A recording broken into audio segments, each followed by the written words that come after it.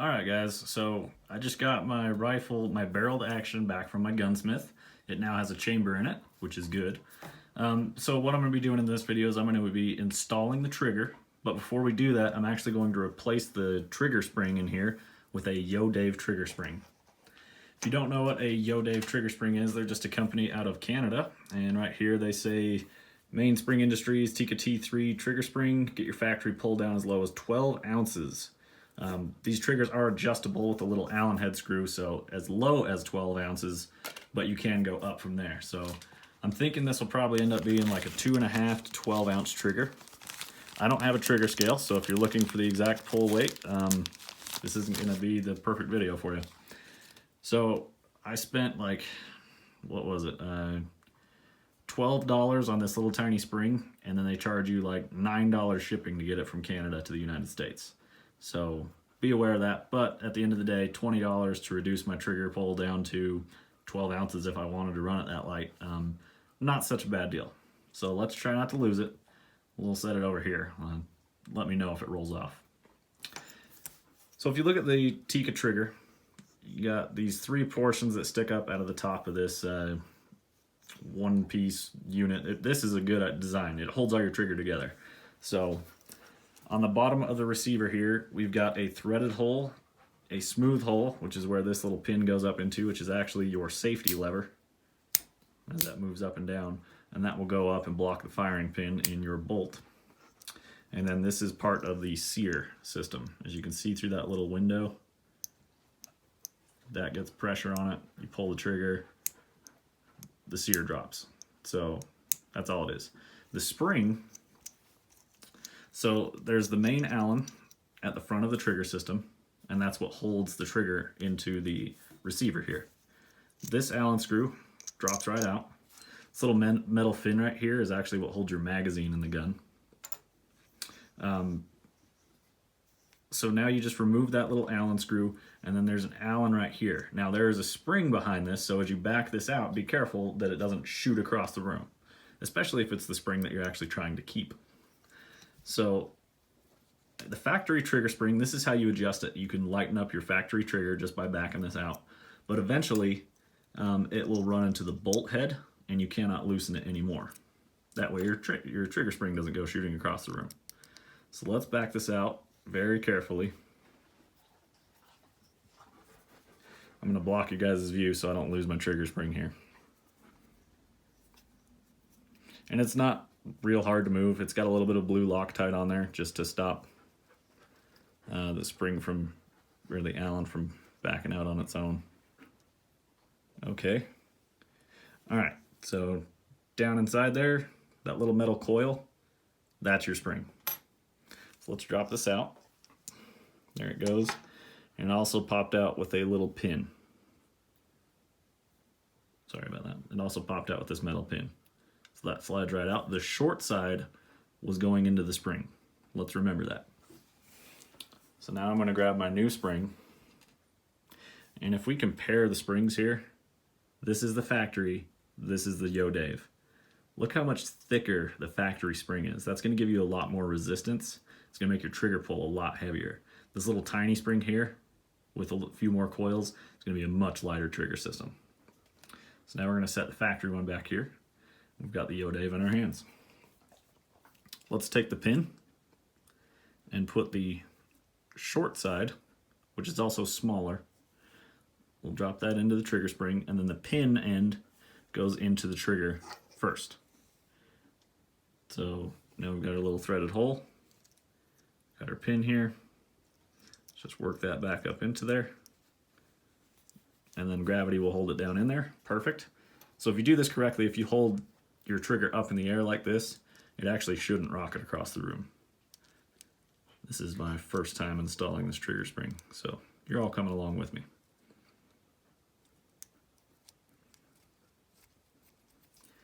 So now we're just going to tighten this back up. And it's got to go in far enough that the bolt can go back down through its home, and then that will tighten it up into the receiver of the Tikka. So let's tighten this guy back up real quick. That should be plenty of clearance. This little metal tab goes towards the front of the trigger. So you can see the shoe here. You can tell which side's the front. The front is this side. This little metal guy sticks up just like that. And you can see how much clearance we have between that Allen and then the adjustable screw in there. So while that Allen is sitting in there, you should have just enough clearance like that. So you don't even have to take this out of your Tikka to adjust it. So let's back this out about to there. We'll put it together, we'll put the bolt in the gun, and then see how the trigger feels. The safety on this sticks out to the side, and I haven't figured out the trick yet to kind of get this to slip into its home up here. Maybe we have to rock it into position just so. There it goes. Perfect. Did I block you guys on that? We'll try it one more time. I remember taking it apart. It was a little bit tricky to kind of get it positioned correctly to get it out of there. There we go. So I hooked the safety in there first, and then I just try and get, you're fighting with the top of the sear right here. You're just trying to get that to go and do its home, and it'll lock right down in there. So we just start threading that Allen in. Simple as that. It's locked back on. What a great design by Tikka. I mean, there should be more aftermarket trigger options available for these things. You could take out one Allen, put in one Allen, and replace your trigger. But the brake is crisp, and with this Yodave spring, you can lower your trigger pull weight. So for 20 bucks instead of $300, you can change the way your trigger feels, which is probably a big reason why a lot of people don't. Oh yeah, my trigger with the old spring did not move that easily. This might be a real hair trigger on there right now. So let's get the bolt put back together, and then we'll see what the trigger pull weight feels like. All right, as you can see here, I've got my action flipped upside down, and what we're doing is we're putting our bolt stop back into the Tikka. So let me grab my bolt stop, which is this little metal piece right here. This is what dictates whether a Tikka is long or short action. If you trim back this flat face right here and you scoot it back farther, that's going to allow your bolt to come farther back, and it's going to turn it into a longer action. I'm going to do that at some point, so stick around for that video. However, I haven't done it yet, so it's not going to be here. Anyway, as we look at the action, you got this little pin hole right here. Can you guys see that? I got enough lighting. There we go. And then there's a little pinhole through here. However, there's also a little tiny spring down here, and I almost lost this when I first took this thing apart. So you got your bolt stop, and it's going to be oriented in this direction to where the flat piece is going towards the back side of the bolt. So when you lift it and pull it back, it's going to hit this flat stop and stop it. So what this little tiny spring does is it sits down in the little cup. That little drilled hole right there, it's blocked off on the outside, but it's drilled out on the inside, so it's where its home is. It's going to stick out right there, and it's going to give you a little bit of spring tension.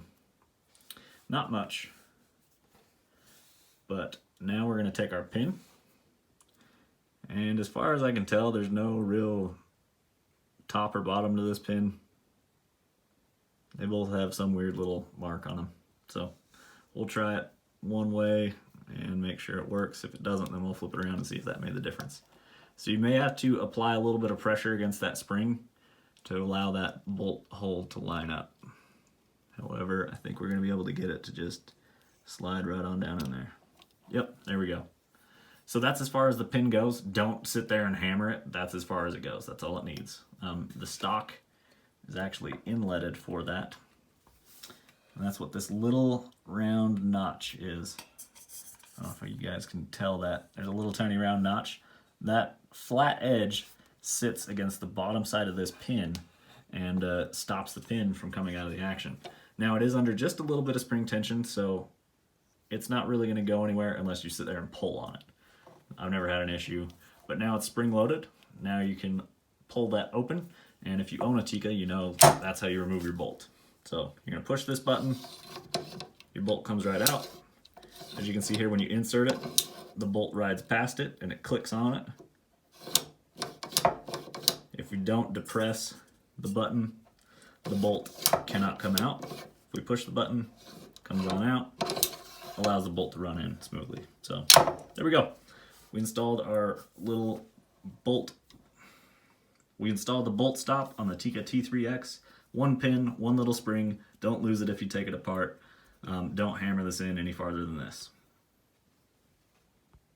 Alright guys, so I've got all my components to my bolt laid out here. Got my bolt handle, I've got the bolt body, and then I've got the firing pin here for the Tikka T3x. So the T3x has the metal cap. I'm not sure if the T3 varies from this because this is the only Tikka I've owned. So T3x bolt rebuild. The trick when you take it apart is to have this little Allen stay in here to keep this spaced out correctly. I'm going to have to tear it apart in a second to show you guys how to tear it apart. But to put it back together, if this, so you can see here, it's got a flat notch cut out of it, and that's because your bolt handle has to lock into there. That's what stops your firing pin from coming out the back of your bolt body. As you can see here, the firing pin moves in and out, no problem, as long as the bolt body's not in there. But if you look right here, it's got a flat spot on your firing pin, so that needs to be lined up correctly with where your bolt goes through. Don't worry if it's not rotated just correctly, because you can actually, it's really easy to just grab it and rotate it. I mean, it's that easy. So if it's not lining up correctly, just grab it and rotate it. You're going to want the bottom, this is the part that actually rides in the groove of the action on your gun. So you want that to go on the farthest, go on the deepest notch in the back of the bolt here. So that's going to slide in, and then we're just going to rotate this around as we need, a little bit more. So now we can see that it's flat. It's got room for the bolt handle to go through. So now our ejector is up here on the left side of the screen, which means if it was going to the gun, the ejector's on the right side. I have a right-handed gun, so my ejector needs to be on the right side to fling the brass out to the right. Also, the bolt handle will only go in this direction. I can't get it to fit this direction. It doesn't work. So if you can't get it to go through, make sure you're going the right direction. There we go. Now, the reason you left your Allen in here is so that you have leverage enough to cock the spring and get it back up to this little notch. So we're going to grab that. And now we're going to twist it back up. You heard it click. And what that does is it creates space between this metal body and then the, I'm not sure exactly the terminology on this, but you want to stick an Allen head down through there, and you're going to decock it by pulling up a little bit and releasing the tension. That's how you take your bolt apart. Once you've done that, then your bolt handle should pop right out.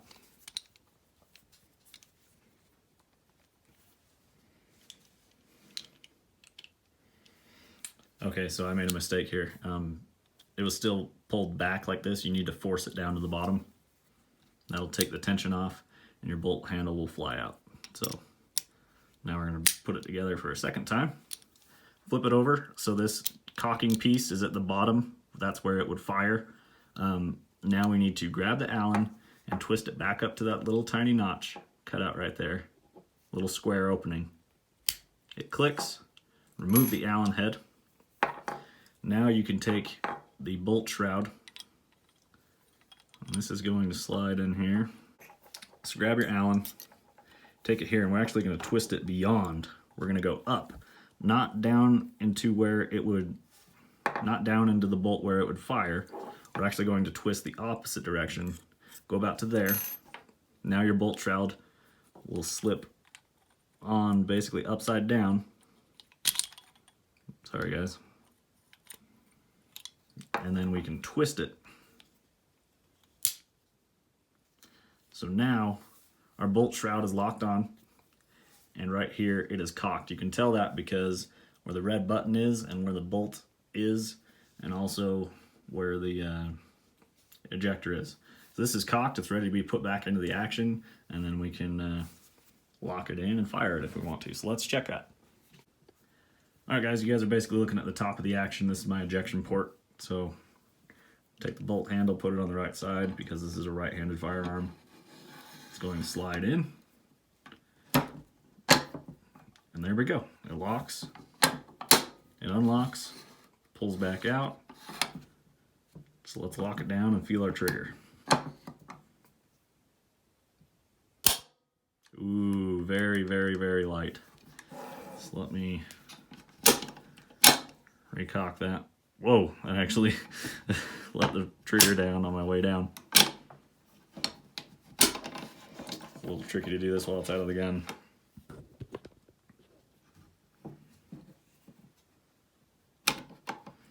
Okay, so, I mean, I'm just barely touching this thing.